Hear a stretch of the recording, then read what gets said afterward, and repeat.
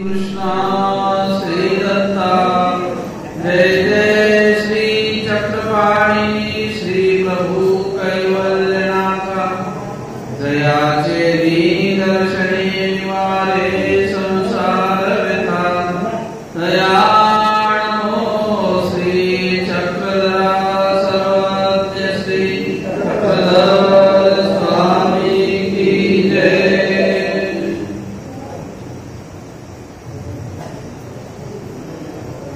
आपण श्रीकृष्ण महाराजांचं असलेलं हे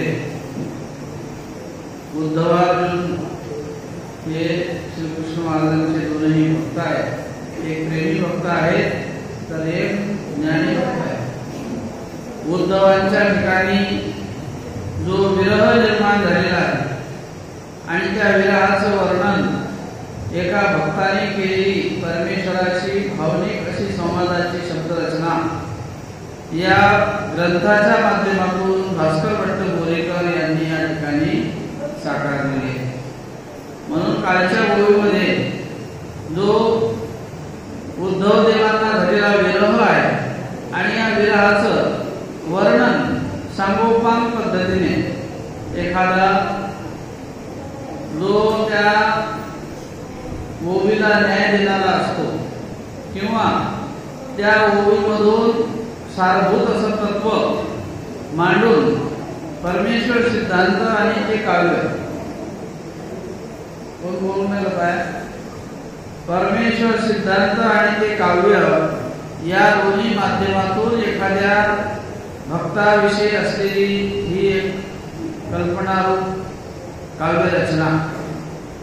अर्थातच उद्धव देवाला तो विरह झालेला होता पण साक्षात तो असलेला रस त्या काव्याच्या माध्यमातून भास्कर भट्टांनी या ठिकाणी मांडून आपल्याला जणू काही व्यापार युगात चाललेला संवाद आहे।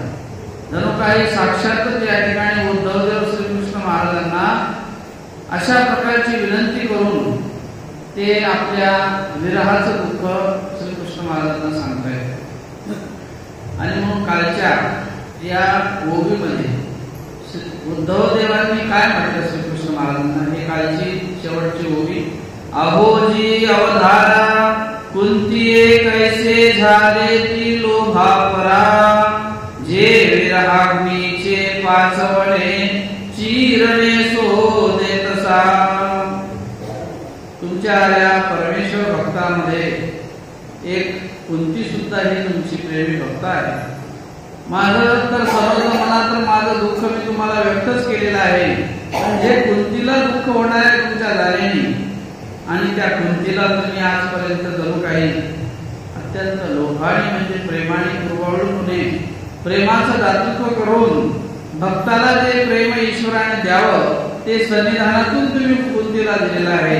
आणि अशा प्रकारचा केलेला लोभ म्हणजे प्रेमाचं द्वार कुंतीच्या माध्यमातून असलेलं द्वार आता तुम्ही जात असताना जणू काही भक्ताला एखादी तुम्ही आपल्या पंचरंगाची साडी तिला नेसायला द्यावी अशा प्रकारचं दिलेलं हे दुःख त्या साडीच्या प्रमाणे उदाहरण दिलं त्यांनी की जे विरहाग्नीचे पाचवणे चिरणे शोधे तसा।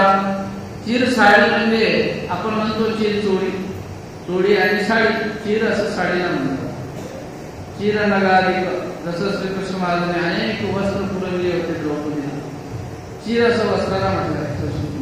तर त्या वस्त्राचे समजा ज्याप्रमाणे एखाद्या अंगावरती रंगीबेरंगी ते वस्त्र परिधान करून जशी शोभा येते तसं तुम्ही पंचरंगी वस्त्र या विरहाचं अग्नीला जसे पंचरंगाप्रमाणे त्यातून वेगवेगळे रंग प्रत्ययाला येतात अग्नी प्रज्वलित झाल्यानंतर वेगवेगळ्या रंगाने तो दिसतो असा विरहाग्नीचा रंग असलेला कपडा त्या भक्ताला पांघरून तुम्ही का बरं तिला विरह देऊन जात आहात अशा प्रकारे उद्धवदेव श्रीकृष्ण महाराजांना विचारतात।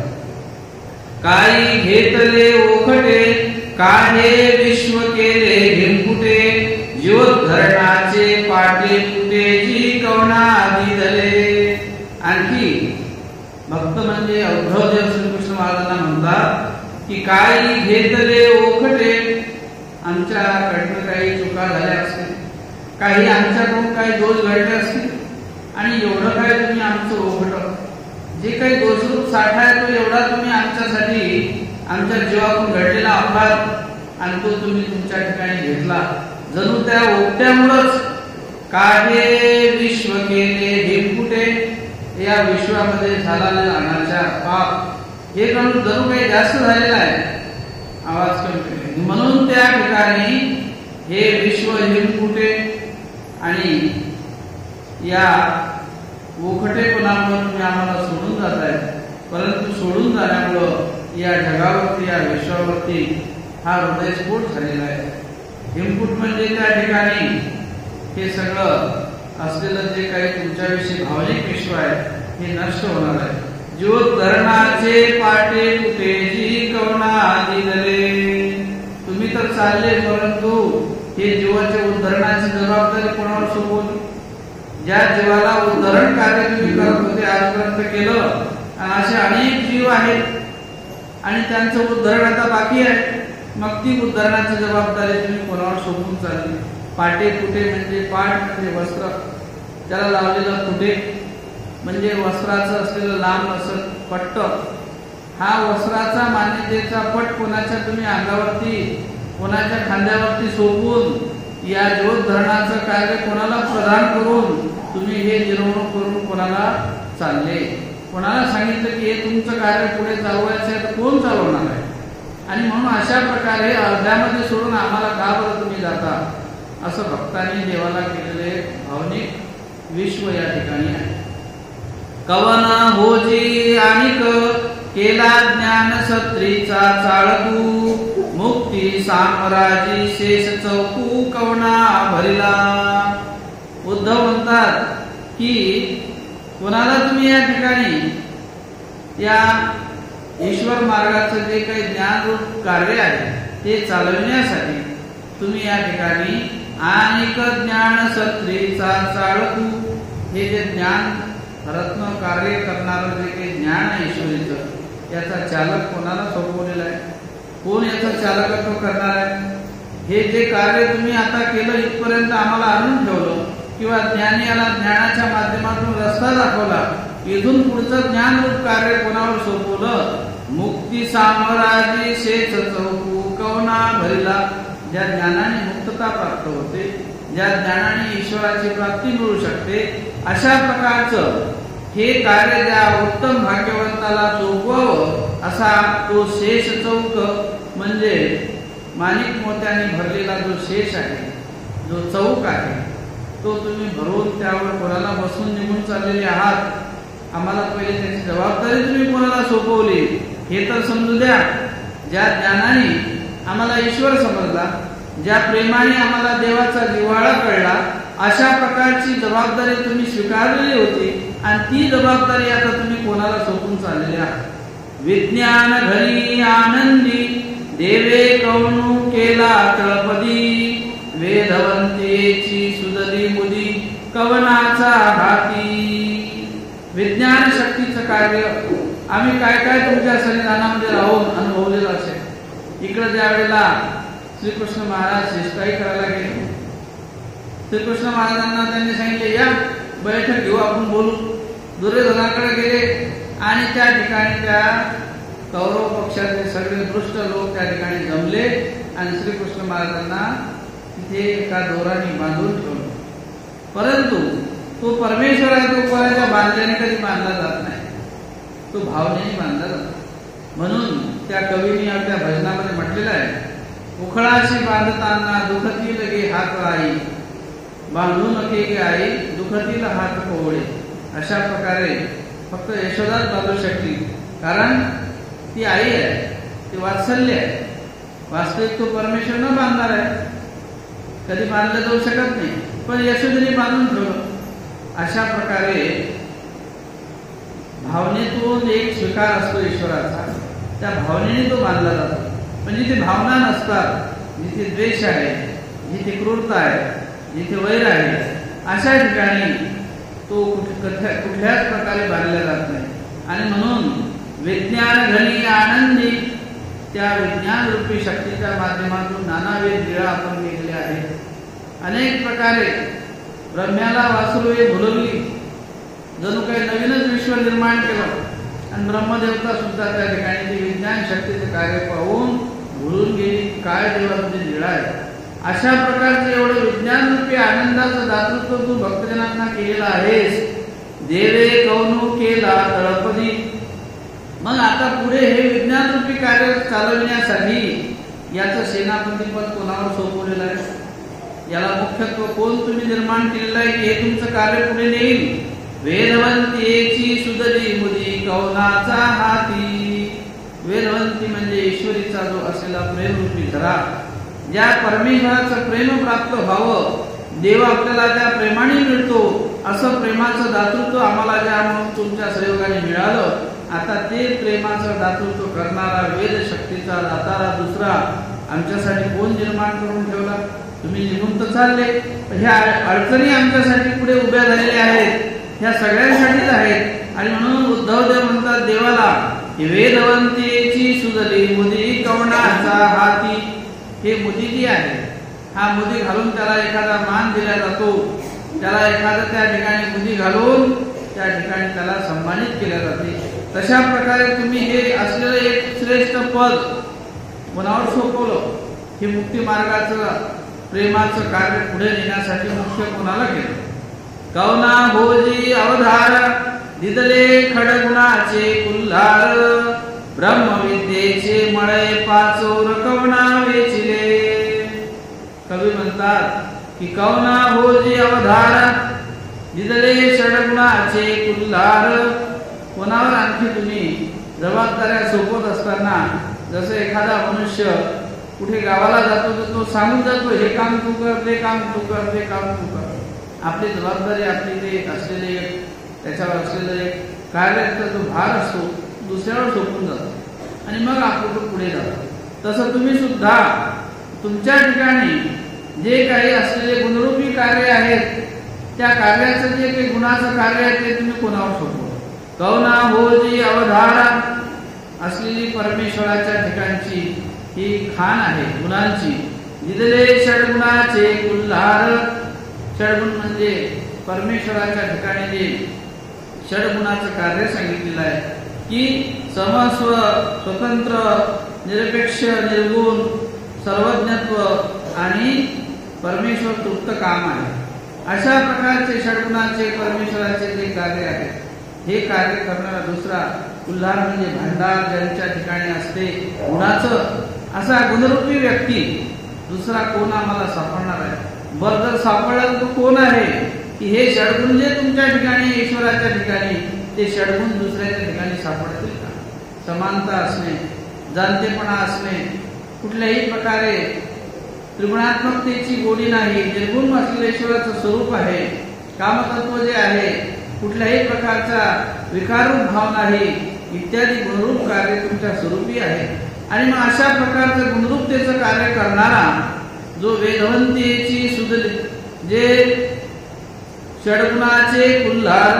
षडगुणाचे कुल्हार म्हणजे हे असलेलं रत्नाचा खजिना, भांडार ज्यांच्या गुणामध्ये साठवलेला आहे, अशा प्रकारचं असलेलं हे कार्य कोणावर सोपवलं.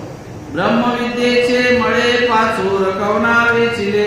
ब्रह्मविद्येचे हे जे असलेलं मळे, मळे म्हणजे सुगंध, मळय म्हणजे मलय, आपण म्हणतो मैलागिरी चंदन, जसा चंदनाचा सुगंध परिमळ हा बहरणारा असतो, तसं ब्रह्मविद्येच्या मळयामुळं, ब्रह्मविद्येचा जो मळे म्हणजे लावलेला जो काही लेप आहे, आणि तो लावलेला लेप तो त्या ठिकाणी पंचविध प्रमाणे वेगवेगळ्या पद्धतीत तो त्या ठिकाणी ज्ञानाच्या माध्यमातून जाणीव करून देणारा कवना वेचिले असं हे असलेलं ब्रह्मविद्येचं ज्ञान, वेगवेगळ्या प्रकारचं त्यामध्ये कार्य ज्या ब्रह्मविद्येमध्ये वर्तते, आणि ती ब्रह्मविद्या कोणावर सोपवली तुम्ही पुढे हे त्याचं कार्य करू शकेल. आठवे महासिद्धी के बैसविल्या कृपानिधी. कौनो केला विधी या विज्ञानाशी.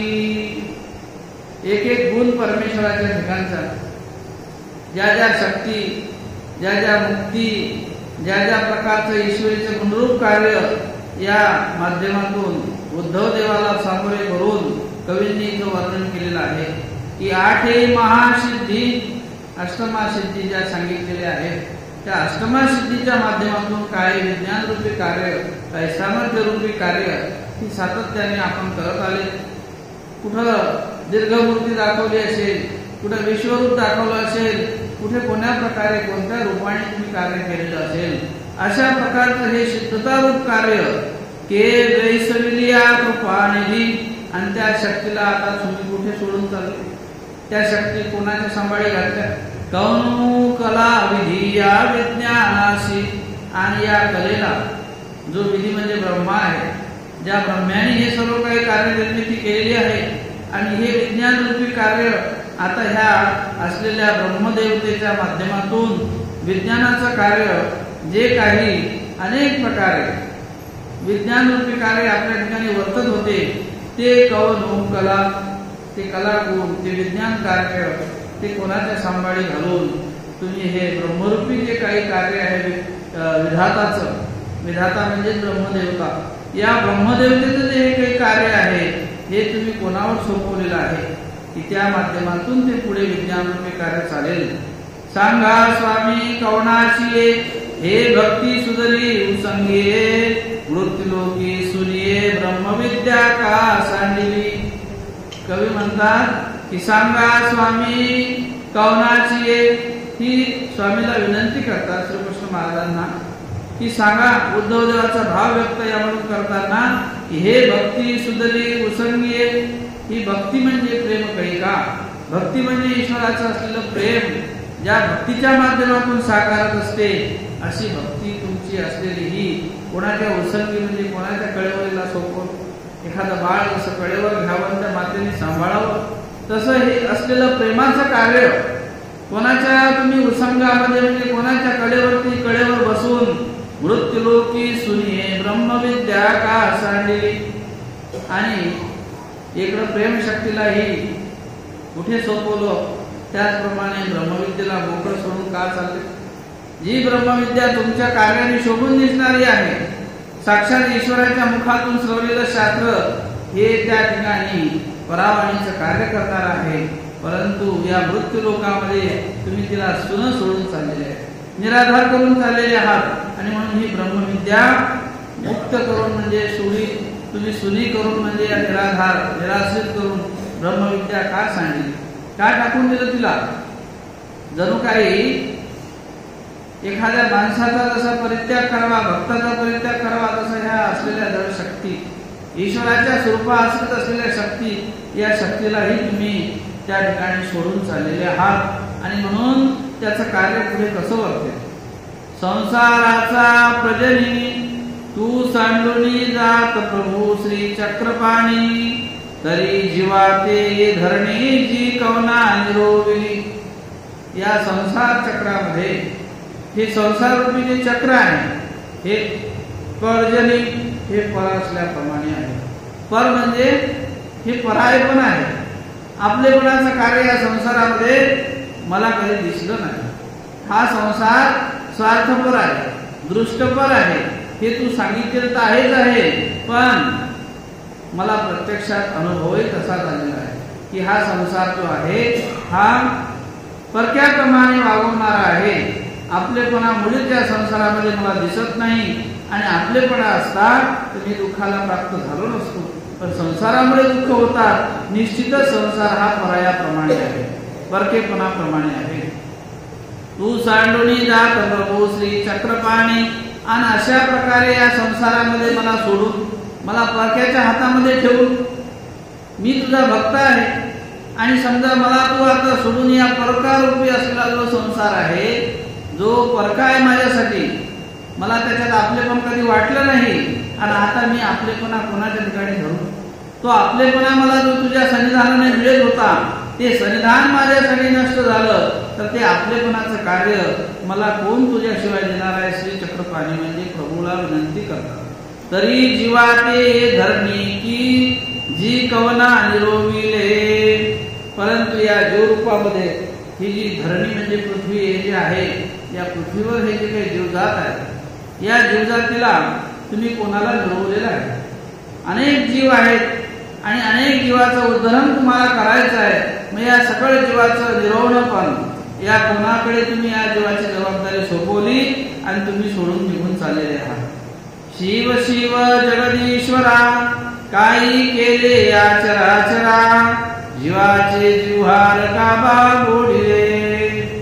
शिव शिव म्हणजे असलेल्या परमेश्वराविषयी, शिव म्हणजे सुचिरभूतपणे असलेला शुद्ध करणारं जे जीवाला परमेश्वराचं स्वरूप आहे. अशा प्रकारे शुद्ध देणारं कार्य, शुद्ध करणारं परमेश्वराचं स्वरूप आणि त्या शुद्धतेच्या माध्यमातून काही केले या चराचरा, या चराचरातले जीव जंतू आहेत, या चराचरामध्ये वावरणारे सर्वच काही लोक आहेत. या सगळ्यांनी बरं तुला आजपर्यंत तुझ्या सन्निधानाने त्यांना तुझा आश्रय मिळालेला आहे, परंतु जीवाचे जिव्हार काबा मोडिले, जे तुझ्यावर अवलंबून होते, जे जीवलग तुझ्या अंतःकरणामध्ये त्यांना लळा लागलेला होता आणि तो लळा बाजूला सारून, जिव्हार म्हणजे असलेलं अंतःकरणातलं प्रेम, असलेलं एक अंतःकरणापासून केलेलं देवाविषयी अंतःकरणाचं एक प्रेम, आत्मिक प्रेम, ते जिव्हार भांडार जीव स्वरूपाचं काबा तू मोडिले, का मोडून टाकलं? का बरं हा आश्रय तू जिव्हाराचा म्हणजे प्रेमाचा आश्रय का मोडला आमचा? अशा प्रकारचं कवी आपल्या या श्लोकातून मांडतो. आता कवनाची शेजे, फुलांचे अरळ घालिजे, कवना कापूर वळगविजे, यदुराया तू आमीन.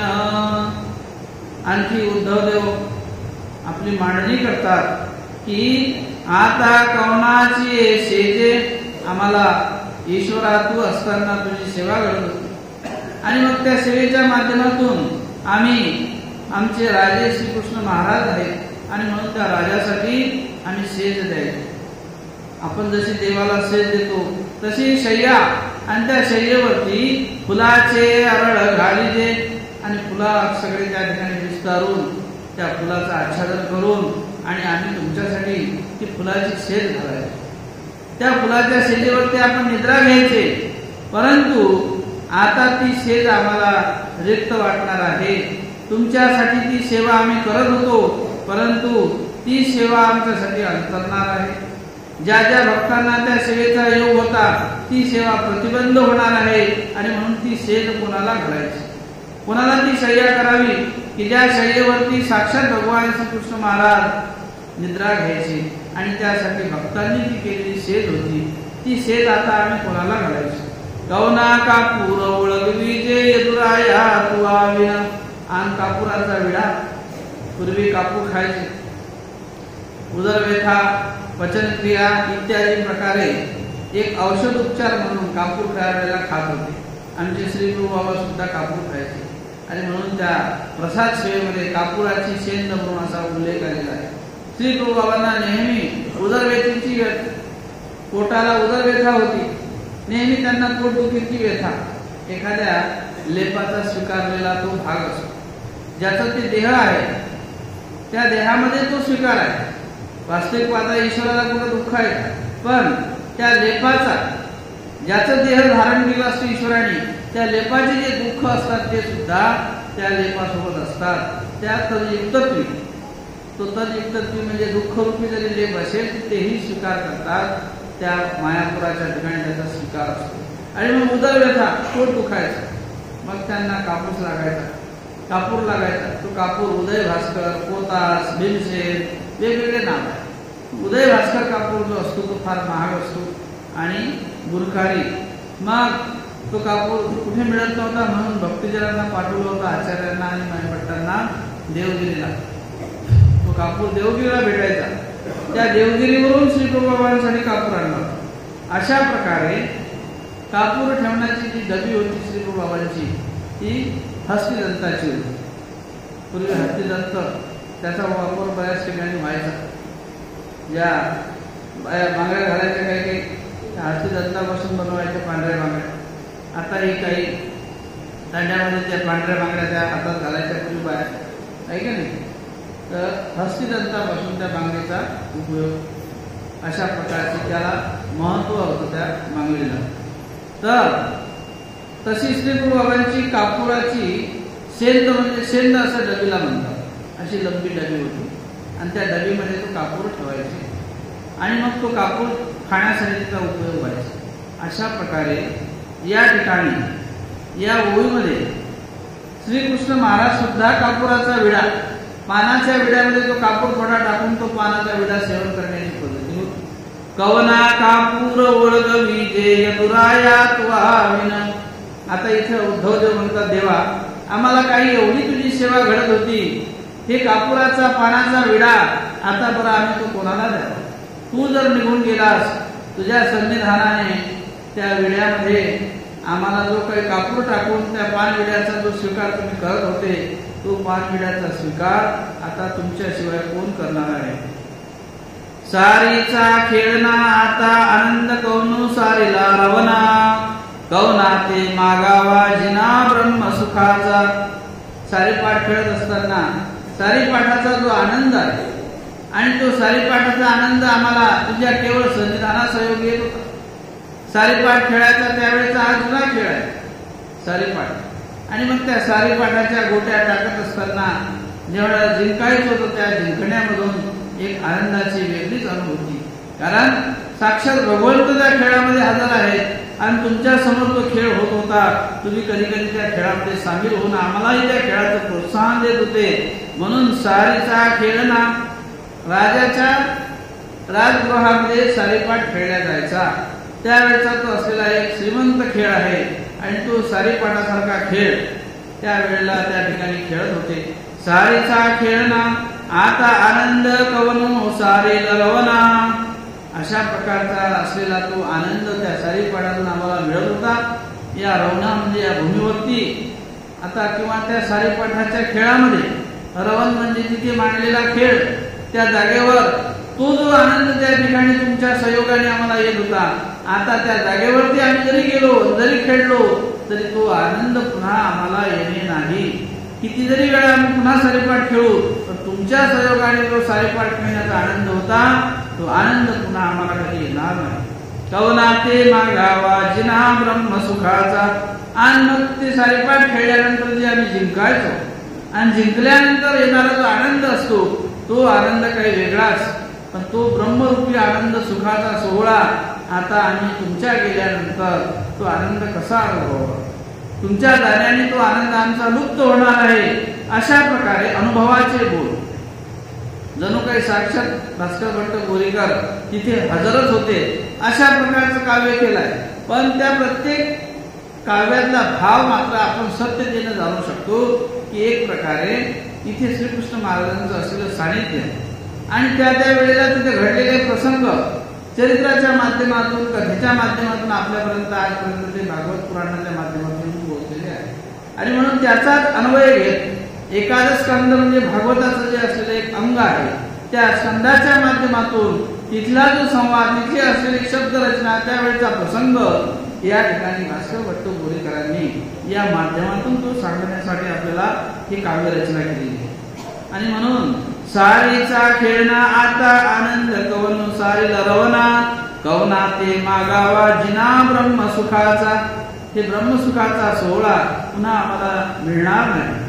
ब्रह्मानिकाची वरी पडी बखलुनी कोणाचे ताट काढी। कवनाची अंगशिके वेढी यदुराया तुआविन। असं म्हणतात उद्धवदेव या ठिकाणी का ब्रह्मानिकाची वर पडी, ब्रह्मादिक देवता यांना सुद्धा वरीपडी म्हणजे एकमेकाच्या पुढे मागे करतात की हे श्रीकृष्ण महाराजांचं ताटातलं जे उष्ट प्रसाद आहे या ठिकाणी आम्हाला कधी बरं मिळेल। आणि म्हणून ती म्हणते की हा उच्चिष्ट प्रसाद तुला मिळेल का मला मिळेल। अशा ब्रह्मरूप देवता सुद्धा त्या प्रसाद उच्चिष्ट प्रसाद घेण्यासाठी मागे पुढे बखलुनी म्हणजे एकमेकाला जणू काही लोटू पाहत आहे।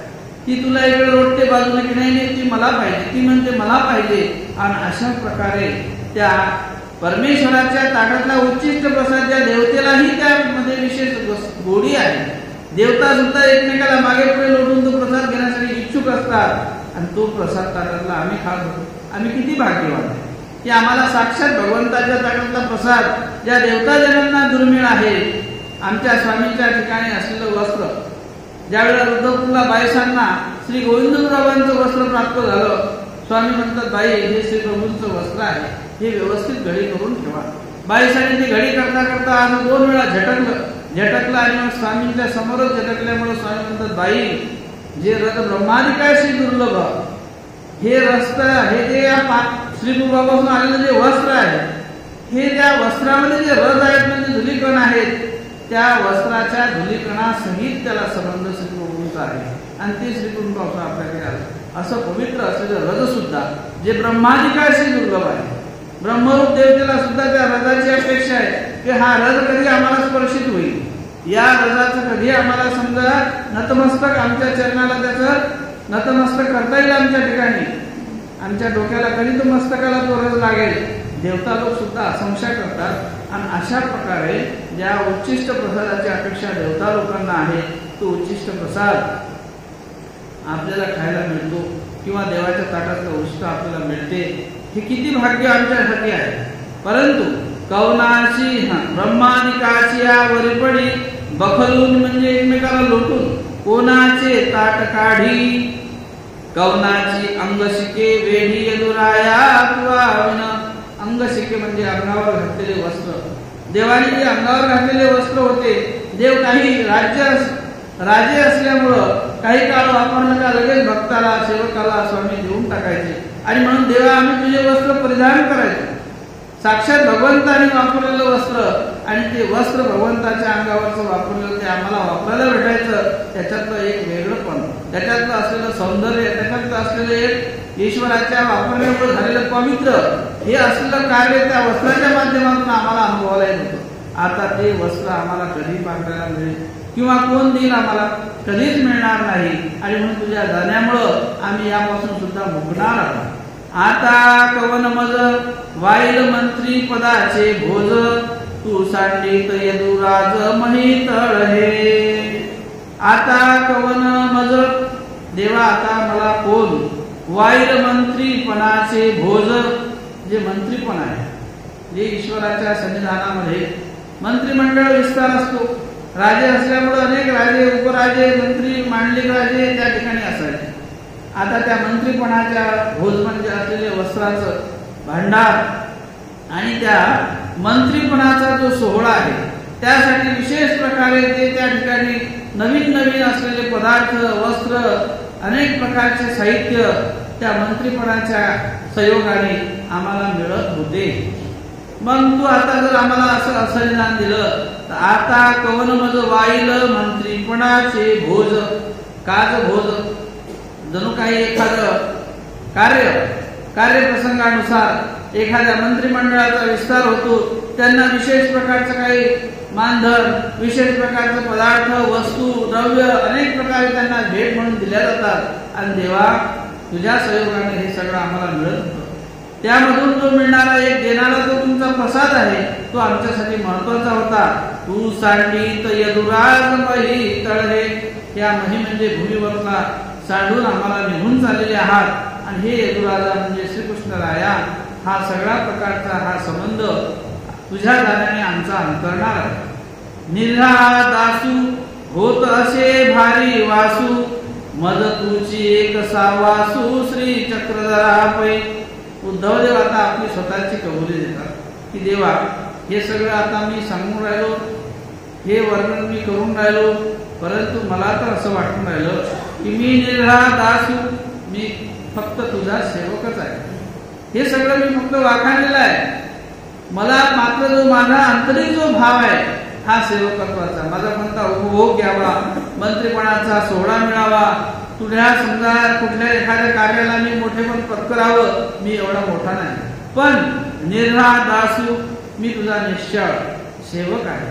मी तुझा अत्यंतिक मनापासून केलेला भावरूप भक्तीचा एक सेवक आहे. आणि म्हणून होत असे भारी वासू, जर तुम्ही निघून गेले तर मी या पृथ्वीला भारच आहे.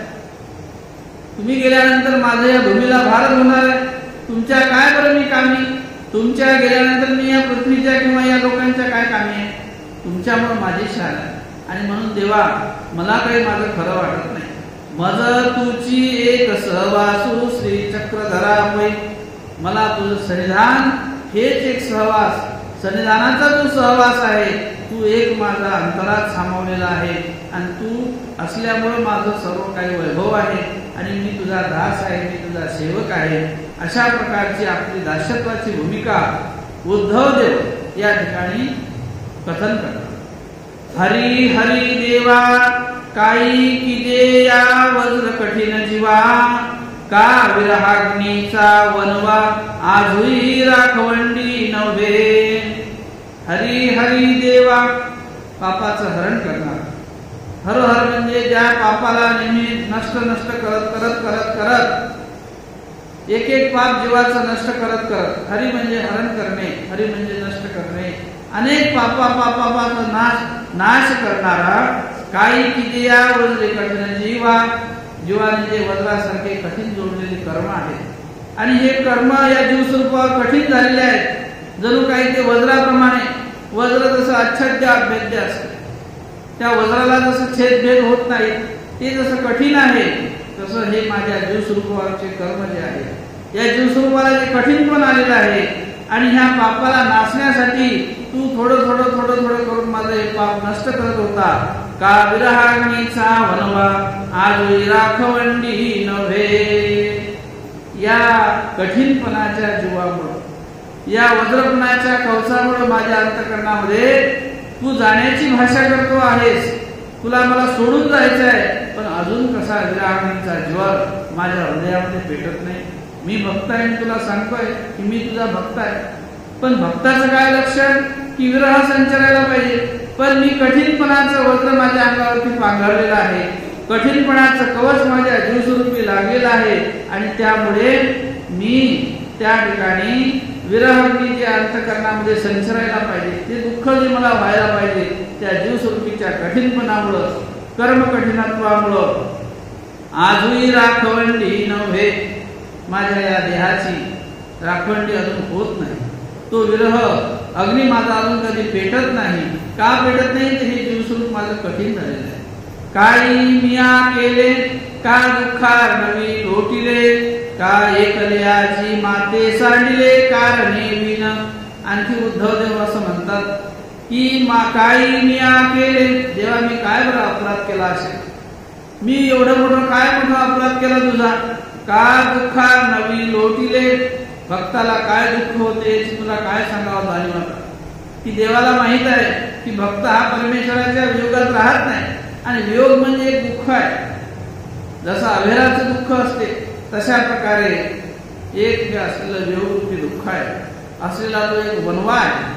जशी आग लागल्यानंतर त्या आगीमध्ये जशी एक दहाकता असते, ती दहाकता जशी त्या ठिकाणी दुःखरूप आहे, क्लेशरूप आहे, तसं असलेलं जीवस्वरूपाच्या ठिकाणी विरह जे आहे तो विरह एक दुःखरूपी असतो. काय एकल्याची माते सांडिले कारणे विन.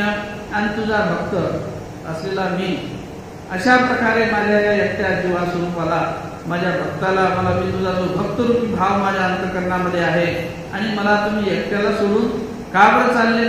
मी असं म्हणतो तुमचं काही एखादं त्या ठिकाणी फार मोठं अपराधरूपी कार्य केलेलं आहे आणि मी कोणतं कारण असं त्याला सांगा की मी या कारणामुळं मी तुम्हाला दुखवलेलं आहे. पण देवा असं मला तर काही वाटत नाही. मी तर तुमच्या भक्तत्व भावाने तुमच्या चरणाशी नतमस्तक झालेलो आहे. कारण नसताना तुम्ही का बरं मला सोडून चालले, असा भाव उद्धवदेव या ठिकाणी सांगतो. माझे हाते विना, माझे हाते विना देव न करती आरोगण, ते का विसरले ती आपुले पुन्हा प्रभू एके वेळे.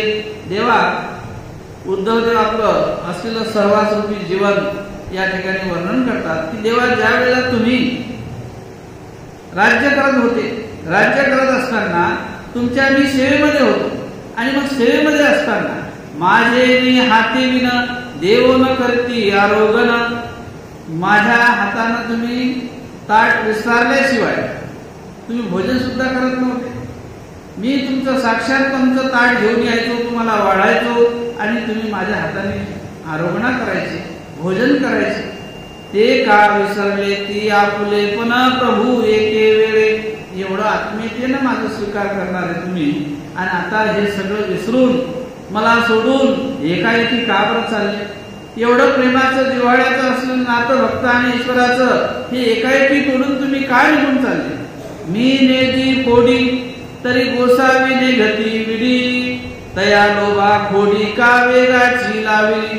मी जर फोडी म्हणजे सुपारी आणि पान तुम्हाला विडा करून देत होतो, मी जर तुम्हाला ते पानाचा विडा दिला नाही तर दुसऱ्याच्या हाताचा तुम्ही पाण्याचा विडा सुद्धा खात नव्हते.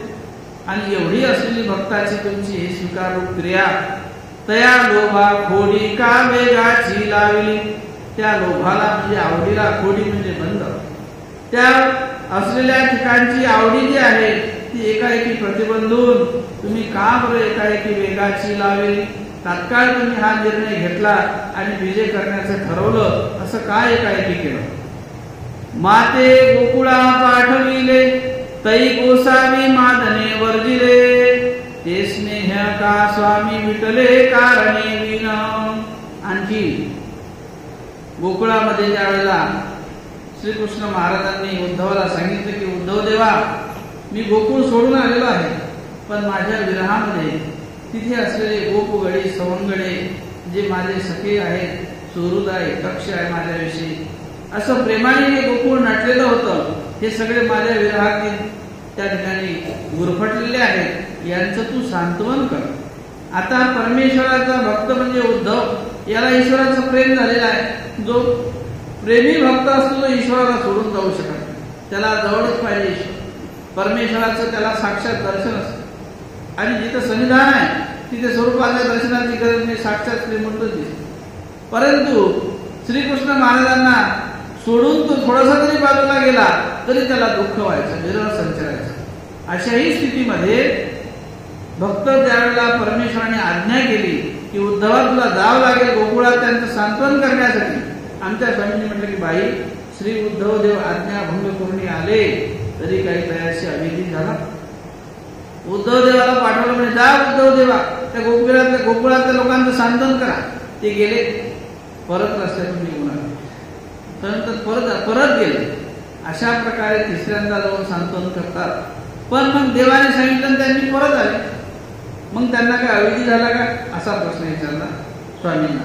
त्यावेळेला स्वामी म्हणतात बाई, ईश्वराची आज्ञा ती ईश्वराची कारणे भंगली, देवाची आज्ञा होती देवासाठीच भंगली, त्याचा काय अविधी असतो का?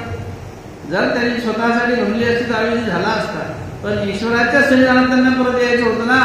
भक्त वियोगी नुरे, भक्त परमेश्वराच्या वियोगामध्ये राहू शकत नाही.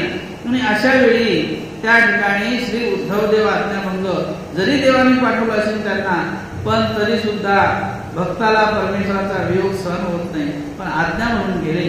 आणि मग मी ज्या वेळेला गोकुळात गेलो त्यावेळेला श्री उद्धवदेव काय म्हणतात की माते गोकुळा पाठविले तई गोसावी मादने वर्जिले.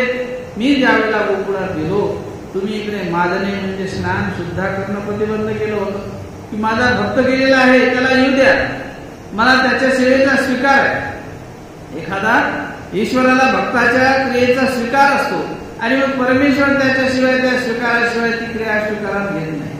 जसं आमचे श्री गोविंदप्रभू बाबा रुद्रपूरला त्यांच्या सेवेमध्ये त्रिपुरारी भट्ट नावाचे सेवेकरी होते. ते जेव्हा आंघोळीला पाणी टाकायचे तेव्हाच ते आंघोळ करायचे.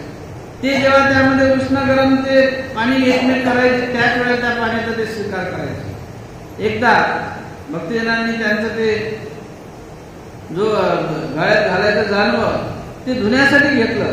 देव रागवले, त्यांनी ते फेकून दिलं, घेतलं नाही, घातलं नाही, त्याच्या हाताने धुतलेलं तेच मला पाहिजे. अशा प्रकारे स्वामी श्री गोविंद बाबा बाईसांच्या सेवेचा स्वीकार मालायसा म्हणतात, उमायसा म्हणतात की तू काय देवाला काय वाटून घेतलं काय, सगळी सेवा काय तूच करायची काय, कधी आम्हालाही घडली पाहिजे. आणि म्हणून त्या म्हणतात आजच्या दिवशी तू सकाळपासून तर संध्याकाळपर्यंत कोणतंच देवाचं काम करायचं, आज सगळा व्यापार आम्ही करणार. मग त्या सकाळीच कामाला लागल्या आणि श्री गोविंद बाबांच्या जवळ गेल्या सेवेमध्ये आणि काही वस्तू देवाला देऊ लागल्या भेट. देव म्हणतात खोडी काही मेली, कुठे गेली आमची खोडीबाई म्हणजे आबाईसाबाई. त्यांचा हात एक आखूड होता म्हणून त्यांना खोडी म्हणायची. तर समजा त्या खोडीचा कुठे स्वीकार आहे, खोडी कुठे गेली, त्यांच्या हातचं काहीच घेतलं. म्हणजे अशा प्रकारे इथं उद्धवानी तो भाव व्यक्त केला की देवा मी त्यावेळेला गेलो गोकुळात, त्या गोकुळातल्या लोकांचं सांत्वन करायला. त्यावेळी तै गोसावी माधने वर्जिले, आंघोळ सुद्धा देवाने केली नाही. नाही माझा भक्त येईल म्हणून मी आंघोळ करेन. ते स्नेह का स्वामी विठले कारणे विन, एवढं असलेलं प्रेम देवा माझ्याविषयी, आता त्याचा वीट का बरं, का बरं मला तुम्ही त्या वीटरूपी एक त्यामधली असलेली गोडी काढून घेतली आणि मला काही कारण नसताना एवढं का बरं दुःख माझ्या हृदयामध्ये विस्फोट होईल असं दुःख देऊन का बरं तुम्ही चालले. मी उखेडी जाय अळग, तरी मागा नाही शृंगार ओळग, ते आवडी का उरंग आता झाली. स्वामींना ते म्हणतात उद्धव देव की मी उखेडी जाय अलग.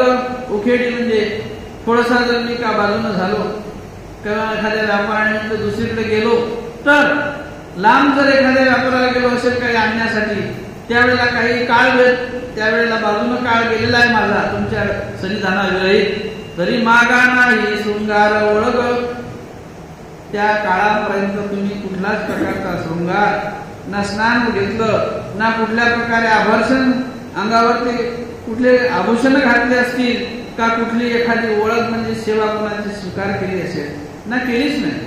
माझीच वाट पाहत बसली तुम्ही. मी इतक्या वेळ जरी एखाद्या व्यापाराला गेलो असेल तरी, म्हणून मी बाजूने जरी झालो तुमच्या तरी तुम्ही समजा की माझीच सेवा स्वीकार करत होते. ते आवडी का उरंग आता झाली, आवडीतला रंग होता तो का बरं काढून घेतला आणि रंगविरहित असलेलं हे कार्य तुम्ही माझ्यासाठी का सोडून चालले. मद अंग सवे नाही पवाडू, तरी त्यागा भोगा होये आवाडू, तो अनुरागू का झाला कडू आता जीवित नाथा. देवाला ते म्हणतात की मद अंग सवे नाही पवाडू, मी ज्या वेळेला तुमच्या सेवेत होतो आणि अंग सेवे नाही पवाडू, मला जर समजा एखादी सेवा प्राप्त आहे तुमची आणि त्या सेवेमध्ये जर मी नसेल तर त्यागा भोगा होय आवाडू. तुम्ही त्यावेळेला मी जर त्या सेवेत नसेल तर ती सेवा तुम्ही दुसऱ्याच्या माध्यमातून कोणतंही कार्य कधी केलेलं नाही. त्याग म्हणजे दातृत्व करणे. तुम्ही त्या दिवशी दान सुद्धा देणं प्रतिबंध केलं. राजाला दान द्यावं लागते, मग त्याग म्हणजे दातृत्व करणे, देण्याचंही काम बंद. भोगा म्हणजे कुठल्याही प्रकारच्या पदार्थाचा स्वीकार करणे नाही. अशा प्रकारे अशा माझ्या या मी जर त्या सेवेत नसेल तर ते तुम्ही कार्य पुढे नेलं नाही किंवा ते कार्य तुम्ही केलं नाही. एवढी असलेली माझ्याविषयी तुमची आवडी होती आणि अशा असलेल्या आवडीला तो अनुरागू का झाला कडू. असलेला जो अनुराग आहे, अनुराग रूपी जी आवडी आहे आणि तो असलेला आवडीचा अनुराग का कडू झाला. गोड असलेला कडू पण का बरं आले काही, का बरं माझ्यासाठी तुम्ही असं कडू पण स्वीकार केलं. म्हणून जीवित नाथा, जीवांचा नाथ, अनाथाचा नाथ तो परमेश्वर आहे. तुम्ही खरोखरच अनाथाचे नाथ आहेत आणि ते कडू पण तुम्ही का बरं माझ्यासाठी स्वीकारलं. प्रेम देता वेळी माशी सन्नी.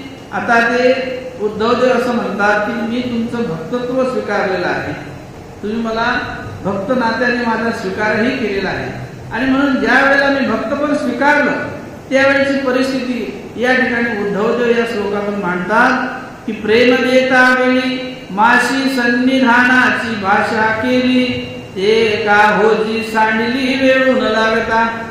ज्या वेळेला तुम्ही मला प्रेम दिलं, ज्या प्रेमाने ईश्वरीच्या असलेल्या अतूट अशा प्रेमरूपी गोडी जो भक्त त्या परमेश्वराशी जोडलेला असतो आणि म्हणून प्रेम देता वेळी तुम्ही मला असं म्हटलं प्रेम दिलं त्यावेळेला का माशी सन्निधानाची भाषा केली की आता तुला पुन्हा मी सन्निधान देणार नाही. प्रेम दातृत्व झाल्यानंतर परमेश्वराचा वियोग त्याला कधी होत नाही आणि अशा प्रकारे तुम्ही मला शब्द दिलेला होता की मी आता हे प्रेम दिलं तुला, आता तुझं आणि माझं कधी अंतर पडणार नाही. अशा प्रकारे तुम्ही मला प्रेम देताना माझ्याशी भाषा केली होती. ते का होजी सांडली वेळू न लागता. आता का बरं त्या सगळ्या गोष्टीचा शब्दाचा विसर पडला आणि मला सोडून चालले. ती भाषा आणि तो शब्द कुठे गेला तुमचा. तुम्ही मला ते सन्निधानाचा शब्द दिला, तो आता सन्निधान रूपी शब्द का बरं तुमचा बाजूला सारला तुम्ही. आता देव काही विसरले राणेपणे, एरवी तैची हे झाले बोलणे, जे मिया प्राण द्यावे मेलवणे तुवा विरहित. परंतु देवा आता देव काही विसरले रामेपणे. तुम्ही ज्या वेळेला आता हे राज्य चालून राहिलेले आहात, द्वारकेचं राज्य तुमच्या हातात आहे आणि या राज्याचा विस्तार कारभार करत असताना तुम्ही जो काही मला शब्द दिला, असं वाटते मला तुम्ही विसरून गेले. या राज्य कारभारामध्ये जो मला एक शब्द दिलाय प्रेमाचा भक्ताला, तो शब्द तुम्ही काही जण विसरून गेलेत. हे ताईची हे झाले बोलणे. प्रेम दिलं त्याच वेळेला मी तुम्हाला अशी भाषा केली होती, जसा समजा तुम्ही मला शब्द दिलेला आहे की मी तुला कधी विसरणार नाही, तसंच मीही शब्द दिलेला आहे. जेव्हा हे लक्षात ठेवा की मी जे मिया प्राणा द्यावे मेल धवने तुवा विरही. जर तुम्ही मला पुन्हा विरह दिला, तुम्ही आता मला प्रेम देताय, पण जर समजा तुम्ही मला प्रेम दिलेला आहे पण तुम्ही मला विरह द्यायचा नाही, जर तुम्ही मला विरह देसाल तर मी प्राण त्या ठिकाणी जिवंत ठेवणार नाही, असा मी तुम्हाला शब्द दिलाय. हे विसरले का तुम्ही? कारण जे मिया प्राणा द्यावे एरवी ताईची हे झाले बोलणे. जसा तुमचा शब्द तसा माझंही तुमच्याशी बोलणं झालेलं आहे की जे मिया प्राणा द्यावे मेल लवणे तुझा विरही. प्राणाचं जे त्याग आहे, तुझ्या विरहामध्ये मेलधवणे म्हणजे मावळ, ही प्राणज्योत मावळून जाईल. जर तू मला विरह दिला, जर सन्निधान माझं जे आहे ईश्वराचं तुझं आणि माझं जे काही एकत्रपण आहे ते जर तू नष्ट करशील तर मी जिवंत राहणार नाही, असा मीही तुला शब्द दिलेला आहे. आणि म्हणून तुझा विरह जर मला झाला तर मी काही जिवंत राहणार नाही. देवेशी झाल्या वितुटी आपणे या नानावी जीविताची कुटी. ऐसाची निरूप शेवटी गोसावी दिला. आणि तुझा मनोधर्मही तसाच आहे की देवा देवेशी झाल्या वितुटी. जर परमेश्वर सोडून जात असतील, ईश्वर जर भक्ताला सोडून जात असतील, स्वामी काय म्हणतात की पोरे हो आता मरा तरी सांग. माझ्या नंतर जर समजा तुमचा समजा शेवट होत असेल, तुम्ही कोण्या पद्धतीने जसाल मला सांगता येणार नाही. धर्मरूपी द्वार असेल तर उद्धरण होईल, पण सन्निधानात जर गेले निश्चितच जेव्हा तुम्हाला ईश्वर मिळाल्याचं राहणार नाही.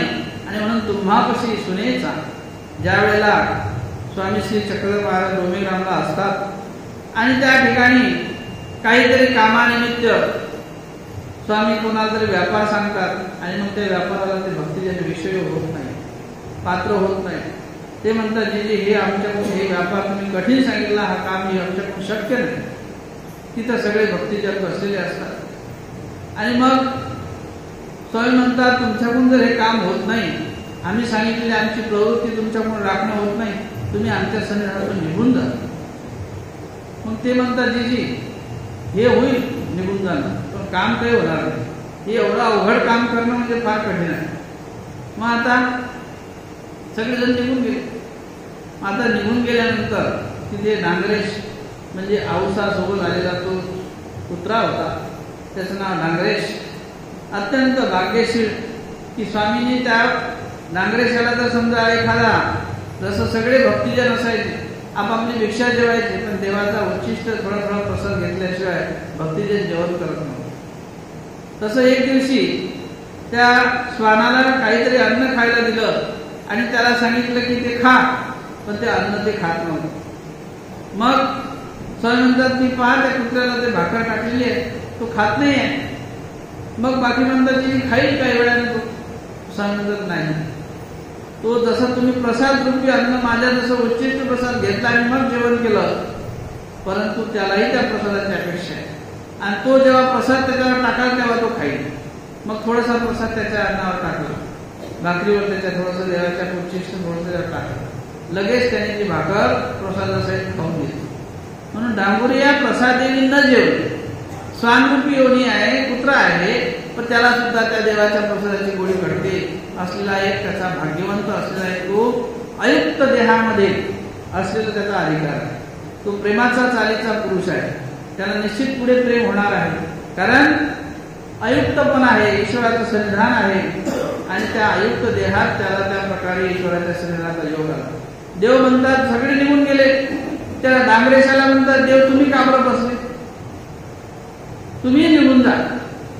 आता देवानी पहा जसं माणसाला बोलावं रागाने तो निघून गेले, तसं या कुत्र्याला डांगरेशाला देव म्हणतात सगळे गेले तुम्ही तरी का बरं बसले, तुम्ही निघून जा, तू इकडून निघून जा. स्वानाला तो विरह सहन झाला की देव मला जा म्हटले. तो उठतो, देवाला 3 प्रदक्षिणा केल्या, बोल बोल 3 प्रदक्षिणा मारल्या आणि तिकडे गेला. आणि तिकडे एक चिखलाचं ओहळ होतं, नाला, त्यामध्ये तोंड ठोसून त्याने आपला आत्मघात करून घेतला. स्वानाने देह ठेवलं. भक्तिजन काही वेळानं त्यांना वाटलं देवाचा राग शांत झाला असेल, आता आपण जायला पाहिजे. सगळे भक्तिजन पुन्हा स्वामींच्या जवळ आले, पण डांगरेश काही आला नाही.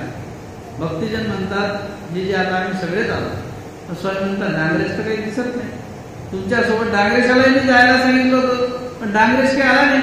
जी तू कुठे गेला असेल आजूबाजूने पोट भरायला, येईल थोड्या वेळात जाऊन येतो तिकडून. स्वामी म्हणतात नाही, तसं नाही, तुम्ही त्याला शोधा. आणि ज्या वेळेला त्या ठिकाणी ते भक्तिजन शोधायला जातात तर त्या नाल्यामध्ये त्यांनी देह ठेवलेला आहे, त्या नाल्यामध्ये त्यांनी देहत्याग केलेला आहे.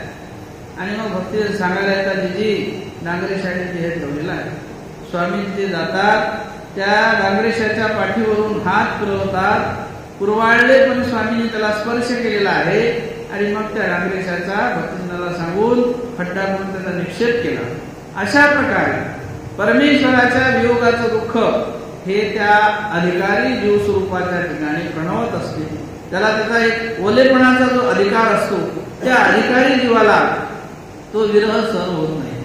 म्हणून देवेशी झालेया वितुटी आपणे आणावी जीविताची कुटी ऐसाची निरोपू शेवटी गोसावी जिदला. देवेशी झालेया वितुटी, देवाला जर आपली ताटातून झाली असेल भक्ताची ईश्वराची तर आपणे आणावी जीविताची कुटी, देवाच्या माघारी जिवंत राहण्याची कुटी म्हणजे कलंक त्या भक्ताने कधी लावून घेऊ नये.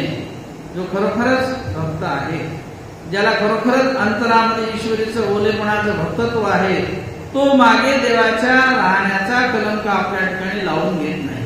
आयसाची निरोपू शेवटी गोसावी जिदला. आणि देवाचा सुद्धा संदेश असाच आहे का भक्त वियोगी. म्हणून देवाची ही अशा प्रकारची आज्ञा आहे. आणि म्हणून देवा मी तरी तुझ्या संविधानाशिवाय राहू शकणार नाही असं उद्धव देव म्हणतो. तरी तो पुढारू आठवावा आता साचू करावा मद उद्धारून घालावा सन्निधानाचा. उद्धवदेव पुन्हा देवाला असं म्हणतात की देवा आता तुम्ही जे काही मला शब्द दिलेला होता की मी तुला असन्निधानी पुन्हा जाऊ देणार नाही, मी तुझं सन्निधानातून तुला वेगळं करणार नाही, अशा प्रकारचा जो मला तुम्ही पुढार दिलेला होता आता तो साचू करावा. तो पुढार तुम्ही दिलेला शब्द माझा सत्य करा. तुम्ही मला असं सोडून जाऊ नका. मद उद्धारून घालावा सन्निधानाचा. आणि पुन्हा मला आता असा पुन्हा शब्द देऊ नका की तुला मी पुन्हा आता पुनःसंबंध देईल आणि पुन्हा प्रेम देईल आणि पुन्हा तुझं उद्धरण करीन. हे काही मला सांगू नका. मला तुम्ही एक तर संधान द्या, नाही तर तुमच्या सोबतच घेऊन जा, पण मला पुढचं आश्वासन आता काही देऊ नका. अशा प्रकारे भक्तांनी देवाला केलेली प्रेमळ विनंती आहे.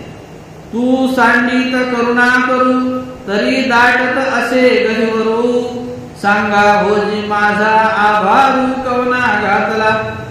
देवा तू करुणाचे सागर आहेस, तुझ्या ठिकाणी तो करुणा रस ओतप्रोत भरलेला आहे. तुझ्या ठिकाणी कीव आहे आमच्याविषयी, तुला आमचं आपलेपण आहे, मंतृत्वाचं मातृत्वाचं तुझं हृदय आहे. असं करुणा करायचं कार्य तरी दाटत असे गहिवरू.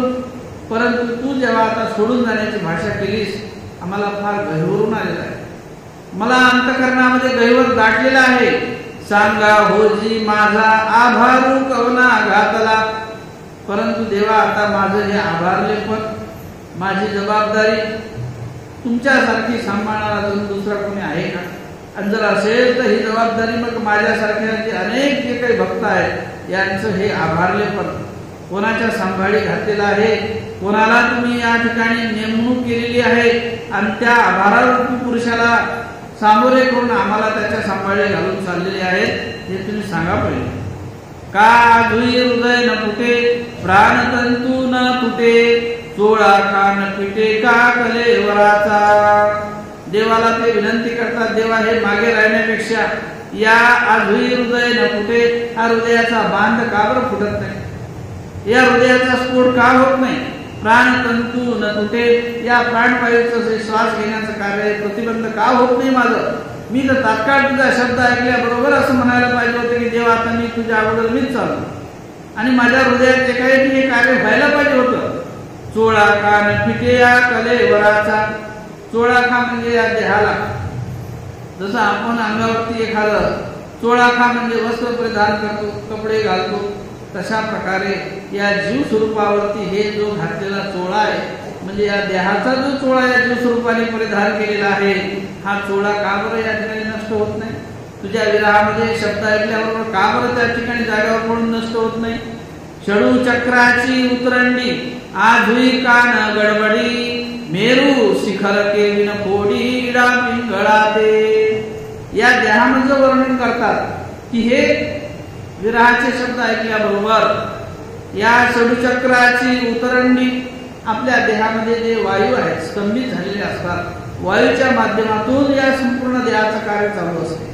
आणि हे असे षडचक्राचे षडवायू सांगितले की जसं उदरद्वाराच्या ठिकाणी मूलाधार चक्र आहे, त्यानंतर नाभी आपल्या लिंगसूत्राच्या ठिकाणी स्वाधिष्ठान चक्र आहे, त्याच्यानंतर नाभीच्या ठिकाणी मणिपूर चक्र आहे, हृदयाच्या ठिकाणी अनाहृत चक्र आहे, कंठाच्या ठिकाणी त्या ठिकाणी विश्वरूप चक्र आहे आणि नाभिरंध्र आणि त्या ठिकाणी ब्रह्मांड रंध्र जे सांगितलेलं आहे, ज्याला आपण दोन्ही ब्रह्मांडाच्या संधी असं म्हटलेलं आहे की जसं या कपाळाच्या मध्यभागी जे काही आज्ञाचक्र असते की इथून सगळं कार्य चालते शरीराचं आणि मग याला आज्ञाचक्र.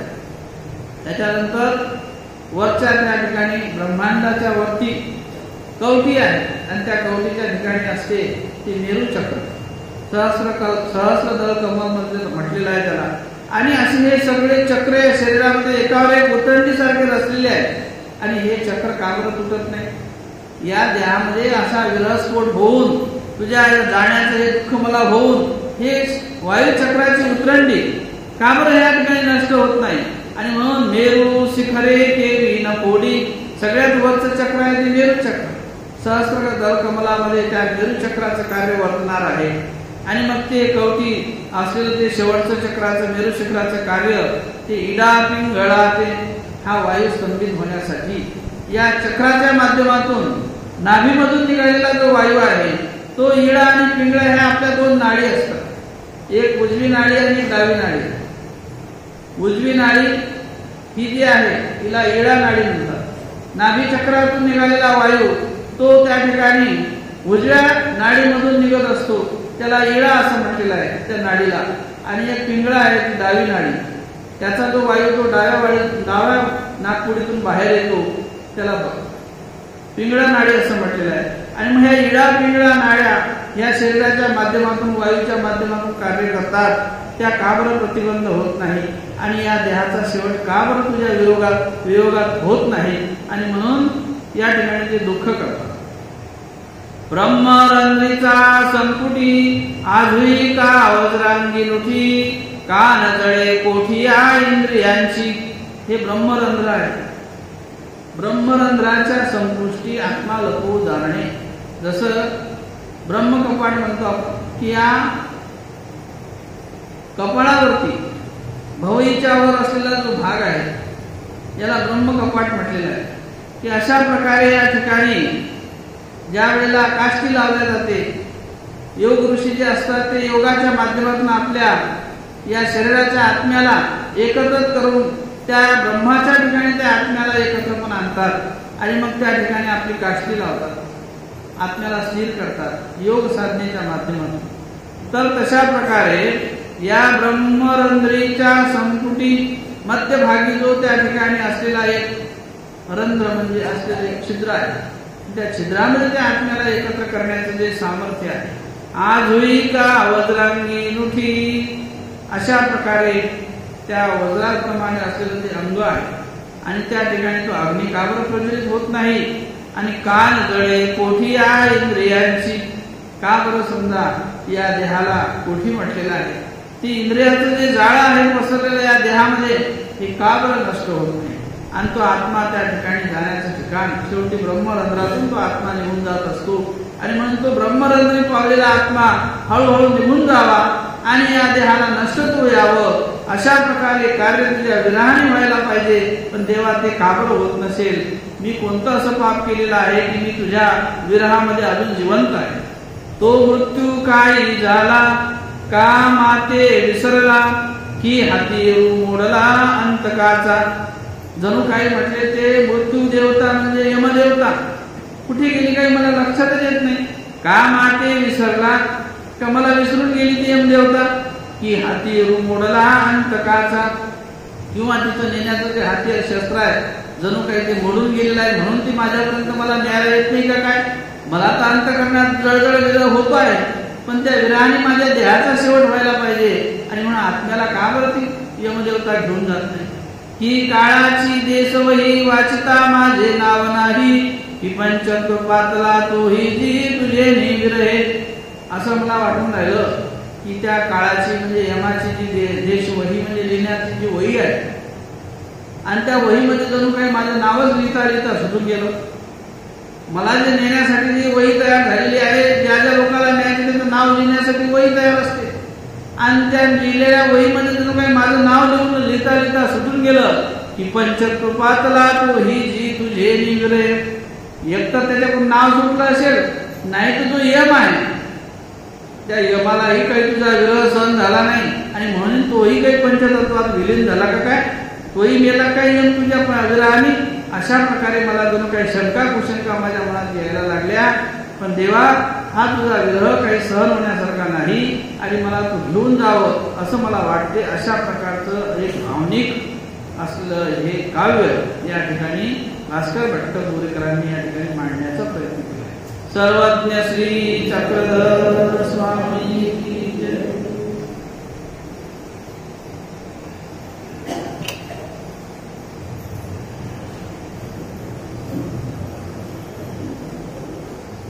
उद्या आपली सकाळी देवपूजा राहील.